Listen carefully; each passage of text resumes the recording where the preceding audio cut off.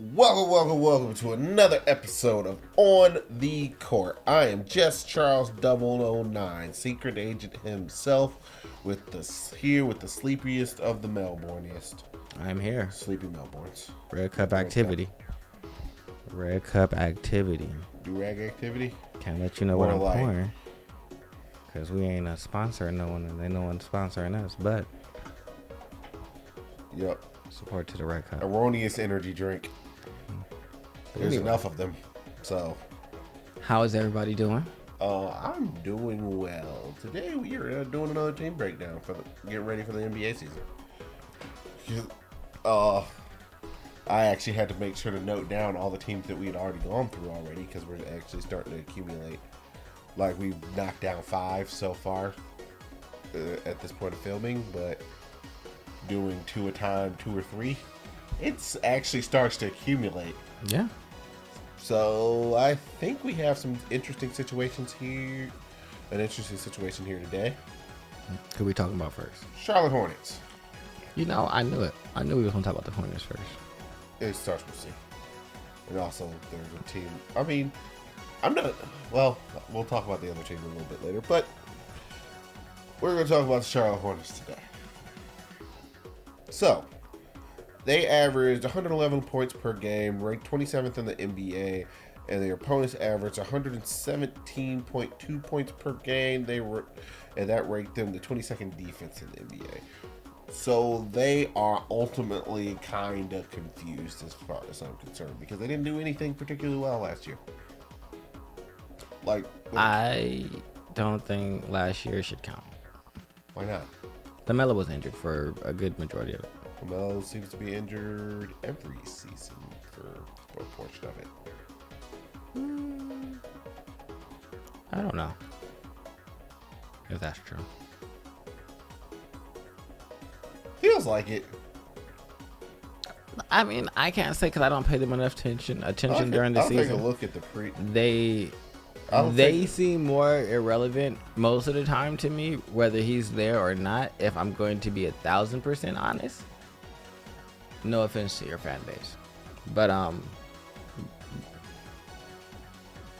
the previous year he played 75. oh, okay. Well, he So was that there was most of the the time. worst. And 2021, how many games did you play? Melo. So then I don't know what was wrong last year if he played 75 games. Yeah, the year previous he played 51. Okay. So actually, if you want to think about it, I think the year previous was the bye year, yeah. We have one aberration of him playing 75 games, and the other one he normally just doesn't. Well, he played 75 and it still didn't go well. 2022 he played 75. 2021 he played 50, and then 2022, 2023 he played. Let's see.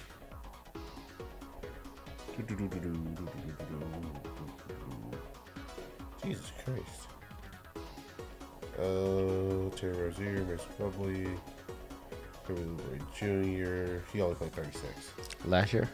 Yeah, 2022-2023 season. Okay, yeah. See, that's what I meant. Like, I was like, I'm pretty sure he was gone most of the season, and yeah. So yeah. All right, he played 36. I don't know. I gotta evaluate the team based off something as what they put out there. I mean, that's also fair. They were I think normally they're 27th pretty. ranked offense and the 23rd ranked defense, 22nd ranked defense, and I don't think the 22nd ranked defense is going to change that much now. Oh no, I think that they're great on offense though. I think they're much better on offense when it's there. That's what I originally thought when I looked at this, because it's like I'm used to them scoring a gajillion points and them being like the 27th ranked offense. Yeah, Was kind of a surprise, but what are you going to do outside of hope all your players don't get injured? That's probably a good thing to hope for. But all right, so key players: LaMelo Ball, Terry Rozier, Gordon Hayward, Miles Bridges, and Brandon Miller. Brandon Miller is their first-round draft pick from Alabama, the small forward, a rare position, I know. Number 2 pick in the draft. Miles Bridges is coming back. We'll see how that plays out.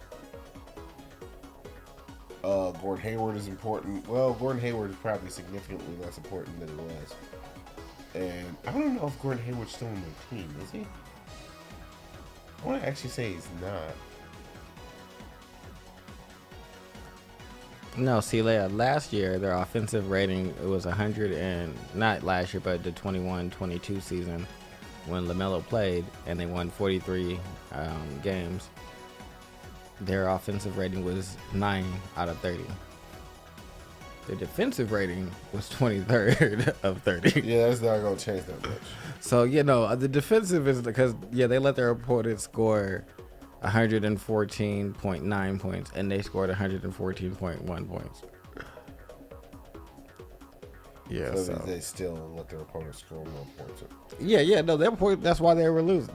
They were terrible defensively. They couldn't stop you, but they also could go get a bucket. Yeah. So I think that's kind of what they'll be this season. I mean, I don't know what they need to do. They have a new ownership group, so maybe that'll help. Honestly, I think they need to trade Terry Rozier. I mean, like I said, there's a new ownership group, so I feel like they may be more competent than Jordan. I don't know if it was you have their coach, Steve Clifford. I don't even know what he was doing before he was coaching the Hornets. I'm going to be 100% honest with you. I know they didn't take Scoot Henderson. Which is, I don't know, I guess it's a thing. Kelly Oubre Jr. was dropping 15, or I don't even remember what Kelly Oubre Jr. was averaging for them. But he was playing fairly well, if I remember correctly. He wasn't bad. So, but obviously, he's not like Kelly Oubre Jr. was averaging 20 points a game. But a lot of people were averaging a lot more points than they probably would be without LaMelo Ball there because he's ball dominant. So the ball was probably getting shared around quite a bit more. Yeah.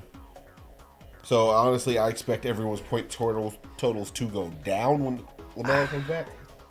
I don't have expectations for them. What? I don't have expectations for.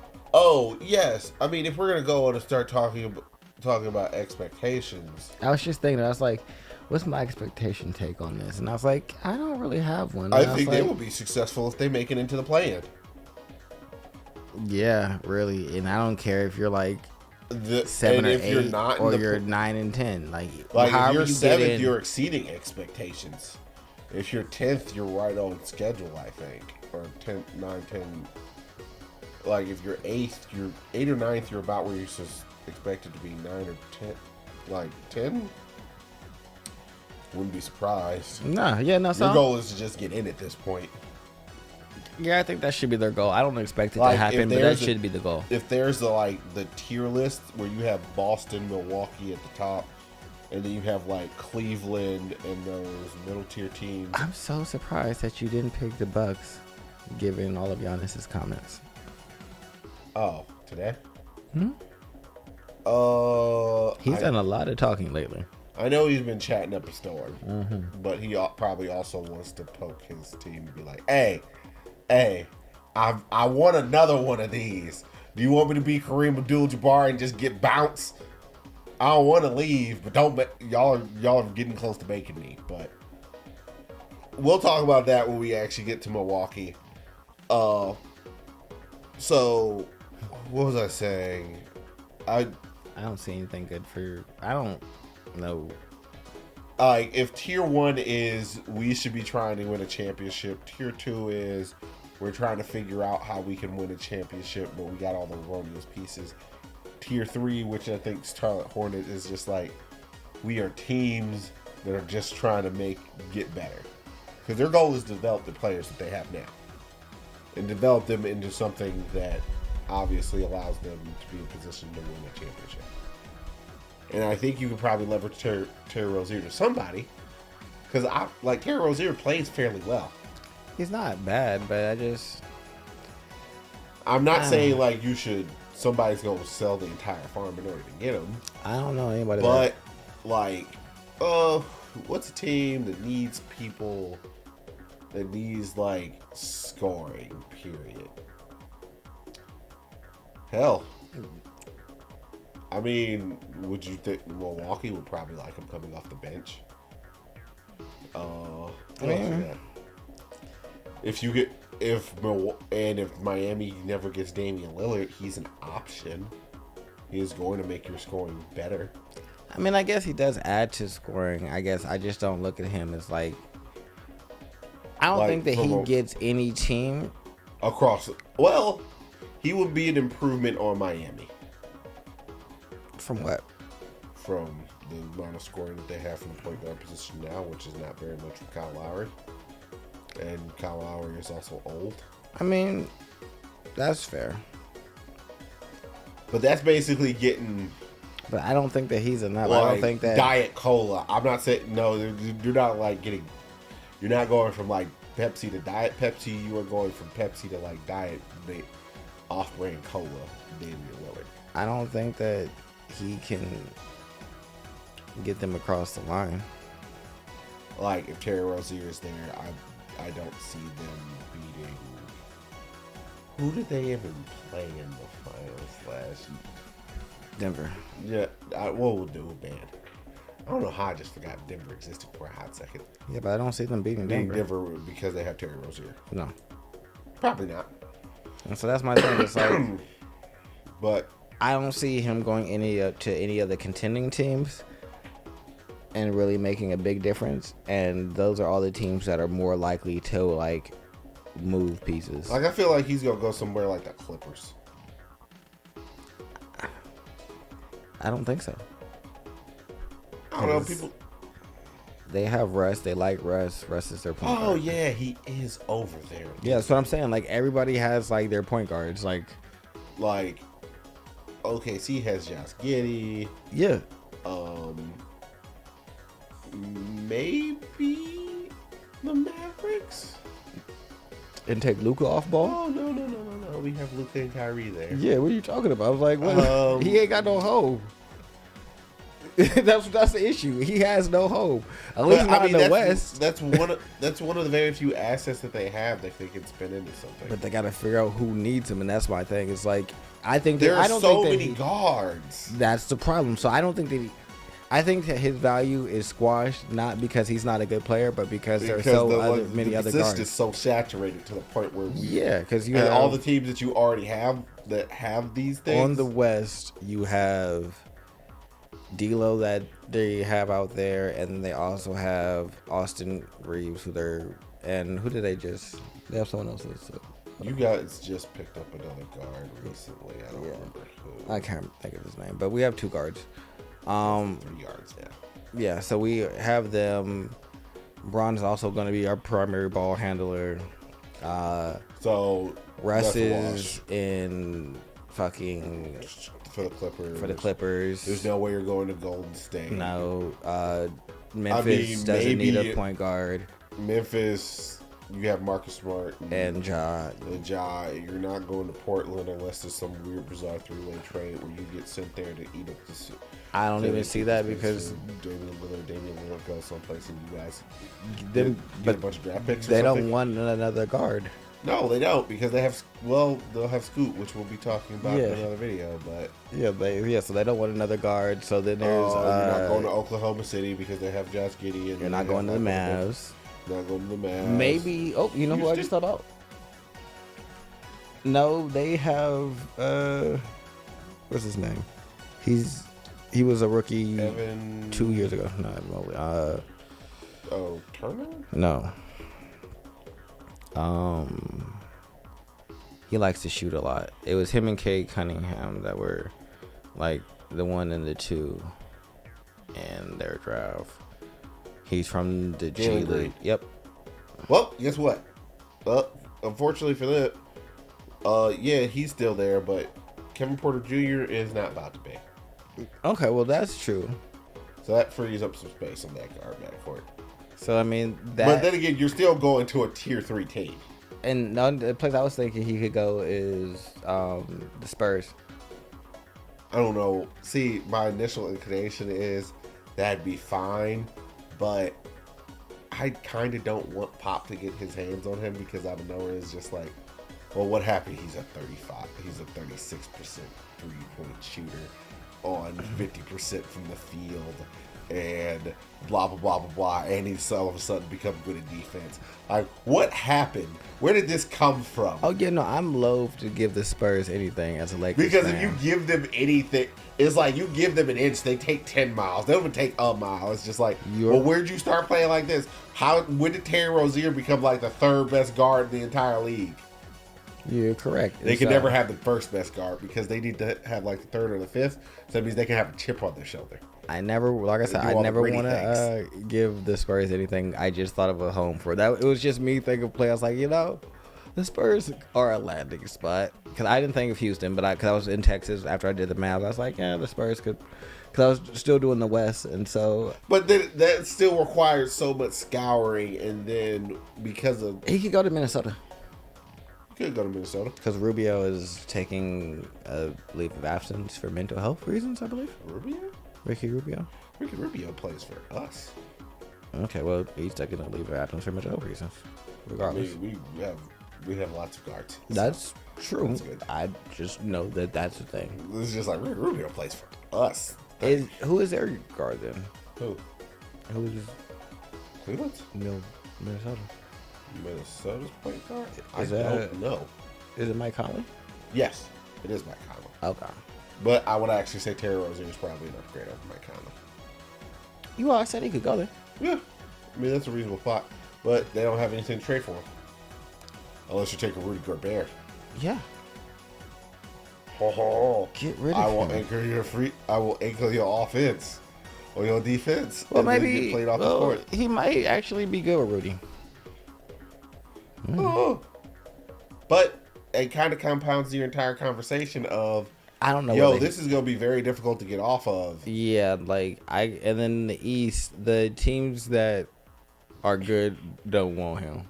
That's the other thing. It's just like, yeah, I guess he would be an upgrade to Miami, but we're not taking the ball out of Drew's hand, who is the best defensive guard. It's like we can trust Drew. He don't make dumb decisions. Yeah, and nor does he turn the ball over. We like him. Yeah. All right. Cavs. We have Darius Garland. You're worse than he is. Keep it pushing. Who's the? You have Maxey for the Philadelphia 76ers and Harden. Harden. If you're getting rid of Harden, maybe you'll take on Terry Rozier. I wouldn't. I would need something else. Like in a trade directly with them?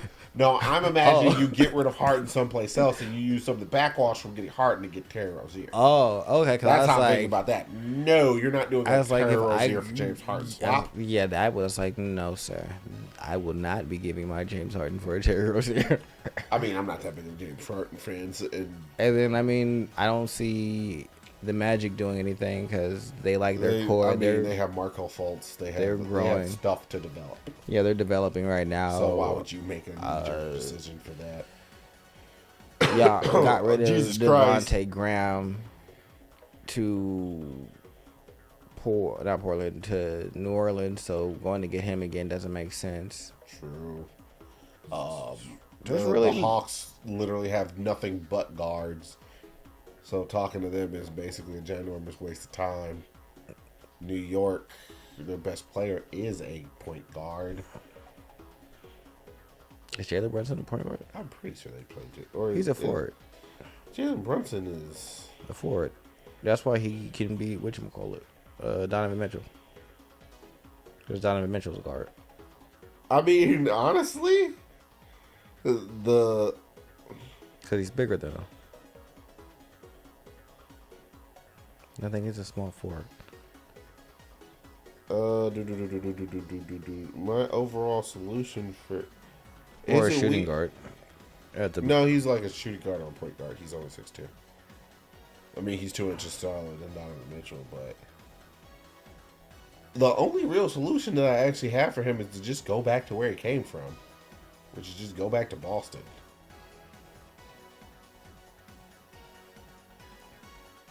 Who's their guard right now? Nobody. That's trustworthy. Well, I mean, it's arguable that they should have just kept Terry Rozier to begin with. Oh, no, they have Malcolm Brogdon. Do they? Yep.